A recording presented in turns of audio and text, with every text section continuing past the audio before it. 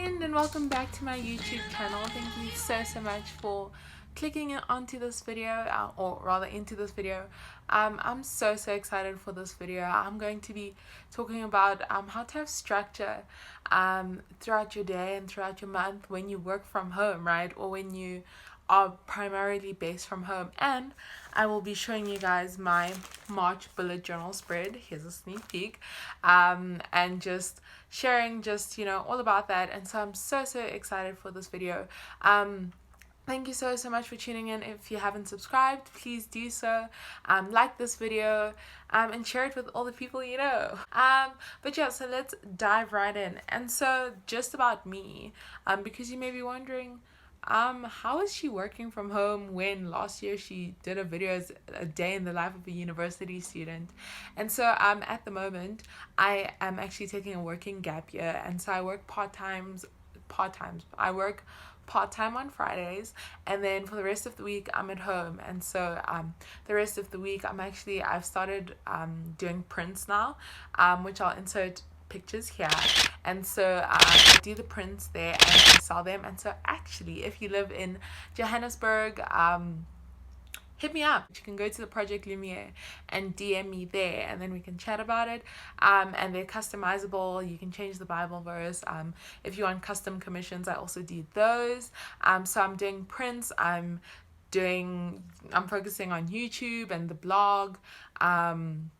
Which, all the links are in the description, this is complete self promo. But yeah, so I'm doing YouTube now, I'm doing the blog and like the Project Lumière Instagram, and I'm not earning any money from those, but it's my passion, and why not do it since I'm doing this working gap year. And so I am working, I am getting a little bit of an income, I am wanting to get a second part-time job on top of that, so I'm still looking for that. But yeah, so that's where I'm at. And so actually I'm not the kind of person who thrives working from home. I personally, I love knowing, like waking up and knowing that I have to be somewhere, right?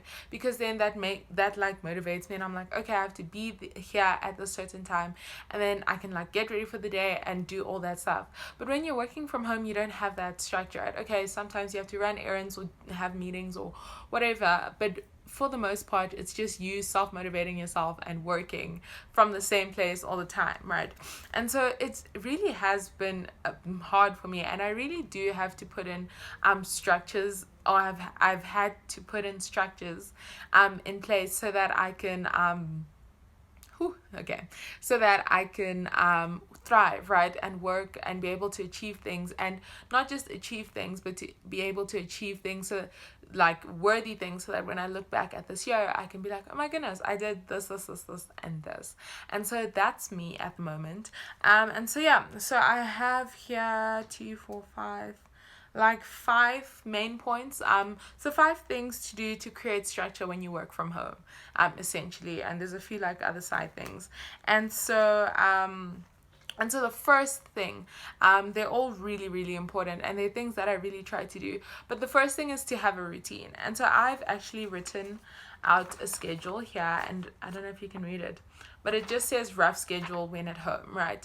And so that way I have when I wake up, so it says 9 o'clock, by 9 o'clock. I just have by, so I don't wake up at a set time every day, but usually my body just wakes up naturally, and so I'll usually be awake by 6 o'clock, 7 o'clock on a rough day, maybe 7:30, but I won't it's very rare that I'm still sleeping then. Otherwise I'm just lying in bed doing nothing. But yeah, so by 9 o'clock I wake up by devotion. By 10 o'clock I want to have eaten breakfast, have showered and be ready for the day, make my bed and tidy up, and then I put a work block, and so then I do work, and then until 1 o'clock, and then I have lunch, and I also said go outside, because I don't know about you guys, but I could literally be a homebody, but homebody, not achieving things, literally lazing around. And so I could actually stay in the house the entire day and not go outside, which is not healthy at all. And actually, there's so much research about how the sun improves your mood. And so I actually have here go outside for a little bit, and then from 2 o'clock to like 5 o'clock I have my work block too, and then from 5 o'clock I start cooking supper, and I do still live with my parents, so I cook supper for all of us, and then 6 o'clock, and then from 6 o'clock to like quarter to 9ish is like resting time, that sort of thing. And then I really have had to be strict with the time I go to sleep, because I am such a morning bird, a morning lock, I don't know, morning person.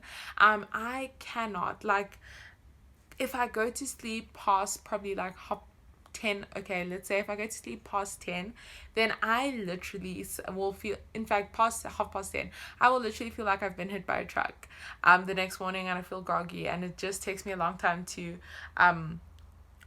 like wake up. So then I go to sleep early, by like quarter to 9. Some days I'm in bed by like 8 o'clock, other days it's like 9:30. Ooh, I dropped my thing. Yeah, and then at the bottom I have, if I work out, I either work out early morning or later afternoon. I prefer personally early morning workouts, because then I knock it out of the park.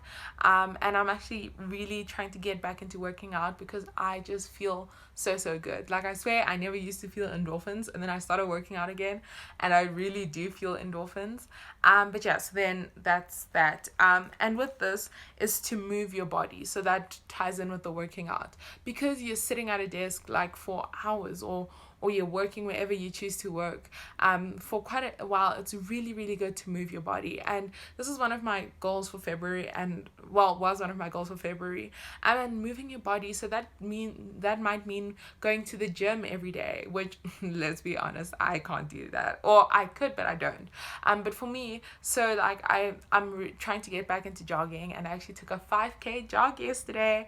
But yes, I'm trying to get back into jogging, and then sometimes that's just stretching. I really like doing my own workouts. That's really good for me as well in general. And like doing weighted workouts, I really enjoy that. And when you like sweat and feel the burn, and just stiff the next morning, then you know it's really working.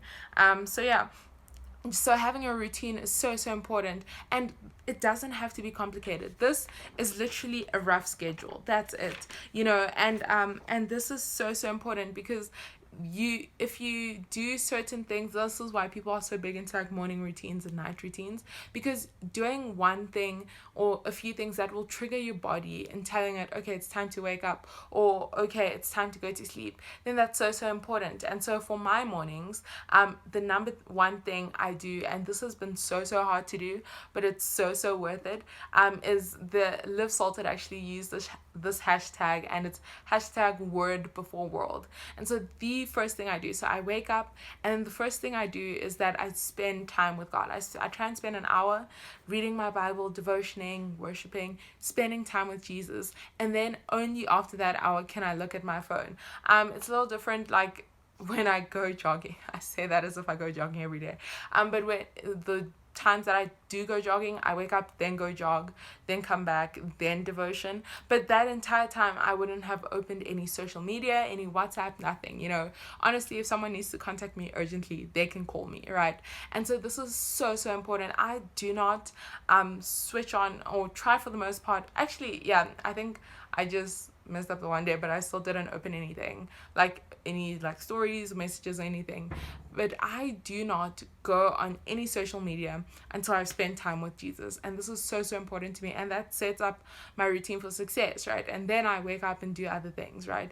And then in the evening, the thing that triggers my mind, and I've been doing this for like 6 months even, so for quite a while, is I brush my teeth, I go to the bathroom, and then I wash my face in the evening. And then that triggers my mind to tell it, okay, it's time for bed. And this is so important. And it's not complicated. It is probably as simplistic as it could get, right? And my days don't always look like this. Sometimes I, you know, eat breakfast a little later, or I shower a little later, or my work block is a little different, or I'm running errands, so I'm gone the whole morning, whatever it is. But as long as you have that rough schedule that keeps you accountable. And so then with this, the next thing is to get ready in the morning. This is so difficult for me. Like I was saying, I find it so easy to, like, if I know I have school that day, or if I know I have work, obviously you're gonna wake up, go shower, get ready, right? But if I'm just sitting at home, I find it so hard to like motivate myself and then go shower and get ready.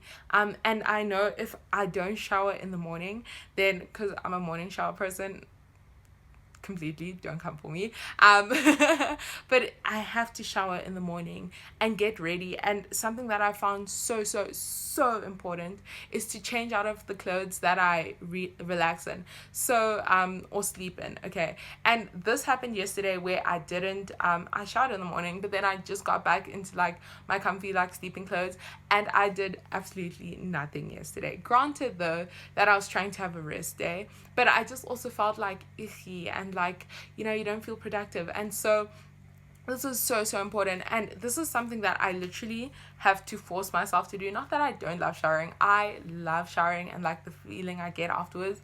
It's just that motivation to like go shower and get ready, and doing it in the morning so that I still have the whole day ahead of me. And once again, this isn't complicated. I very rarely put on like hectic makeup, if any at all, you know, but it's just that, like, change your shirt, put on some home jeans that you have.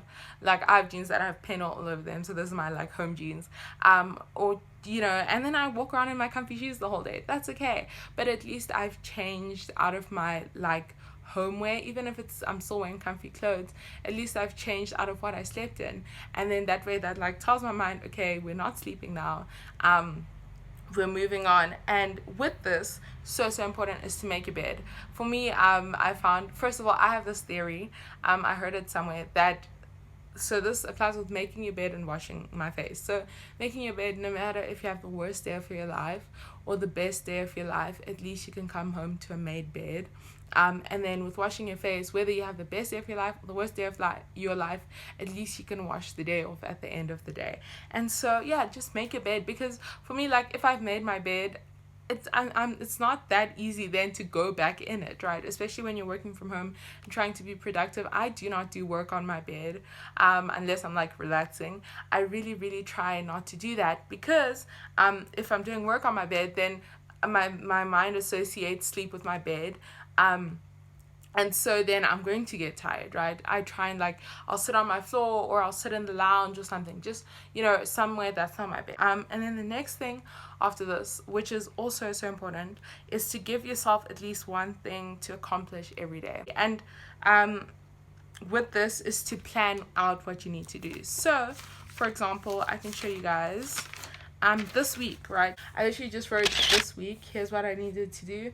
I wrote Monday, Tuesday, Wednesday, Thursday, Friday, and the weekend. And then this is what I need to do. And so every single day, I try and have one main thing that I have to do. For example, Wednesdays are my laundry days. And so I know on Wednesdays, I have to get my laundry done. I'm going to try and make like Mondays my working out days type thing, or like running days. So hopefully that will stick. But then I also know Fridays are my work days. And so Friday, like work as in going to work. And so Fridays, I know that I have to wake up early because I leave with my mom super early, like 5:45, and then I have to go and I have to do work. And so that's a whole accomplishment kind of thing. So if you have one thing every single day, even if it's tiny, that you have to accomplish, then that way it also breaks it up. And when you do accomplish that, you know, you feel so proud of yourself, and you look back and you're like, okay, the day wasn't useless, I got this done. And it breaks up your tasks, you know. So whether that one thing of the day is like for me to do this person's print sets that they ordered, or to research this, or to record one podcast episode, or to record this video, or to run errands with my mom, whatever it is, like set one thing, start with one. Because the thing is, when you set like 20,000 things, then it gets overwhelming. And I don't know about you, but sometimes when I feel overwhelmed, I just don't want to do anything, and so then I kind of just like sit and do nothing and procrastinate. And so yeah, set at least one thing for yourself to do every day, and then when you accomplish it, you can set another thing, right? But if you start with one, and you break up your like priorities, and you break up your to-do tasks, then that helps. And I found I'm so much more productive when my focus is on one thing, not I have to do this and this and this, and then I do half of this and half of this and half of this, right? And what could help is to write everything that you need to do that week at the beginning of the week, and then break it up into the days, and then put the most important, and that's the one thing I need to accomplish that day, and then you move from there. And then the next thing, which is once again so important, is to work at the time you're most productive. So for me, like I said, I'm a morning person. Also, sorry, I use my hands when I talk, and so they're always like, and I fidget with my hands, so sorry if that bothers you. But yeah, work at the time that you're most productive. For me, that's in the morning, and so I know that my mornings are my most productive time, and so I have to wake up, devotion, get ready quickly so that I can start work in the mornings, or start what I have to do in the mornings, and then in the afternoon I can take it a bit slower. Sorry about the dogs barking outside. That doesn't mean though that I don't do anything in the afternoon when I'm not the most productive. I just capitalize on the time when I am the most productive, which for me is the morning. For some people that's the evening, and so you have to capitalize on that and put your most important tasks in the time you're most productive. So like for me, I'm not going to put editing a video in the morning, because I could do something that requires, like, editing a video is nice because I can do it like lying on the couch, you know, like not sitting up properly, and that does take my attention. It really takes a lot of my attention, but it's not something that requires a ton of brain power, and so I can leave that till the afternoon, right? But something like painting someone's prints, or planning something for the day, or you know, recording a video, I can also push to the afternoon. But just set tasks that require the most energy when you're most productive. And yeah. And then with this, just so it is 5 points. The last thing, sorry, this video is just kind of all over the place, but the last thing is to stop working at the end of the day. I am quite good at this, just because, you know, I am. But so stop working whenever it is you've said you stop working. So whether you choose to stop working at 5 or at 6 or at 4 or at 3, whenever it is, actually stop working. Put your work away, put it to the side, and then spend time with your family, spend time with yourself, spend time with your significant other, whatever it is. Then you stop working. Because if you go to work, right, you end work, and then you should stop working then, right? And then you come home and then you have dinner. Even if you're going to keep working after dinner because that's just how you work, at least spend that time. Like for me, I love cooking, and so my cooking time is like relaxing time, and I'll like put on some YouTube or put on a movie and then cook and enjoy that, and spend time with my family afterwards, or like watch a movie, and then like read in the evenings, like, you know, watch YouTube, whatever it is. Just stop when you say you are going to stop working, because you also need a break, right? As humans, you can't work all the time. That's so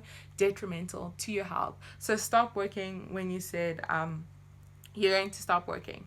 And so I really hope these 5 things help you to create structure when working from home. It can be tricky, but for some people that's not a problem. Like they can literally wear their like lounging clothes, work on their bed and still be productive. I'm just not that kind of person. I need to have a little bit of structure, and I need to hold myself accountable to this and force myself to do this, and it's really not easy, but I find I'm most productive when I do this.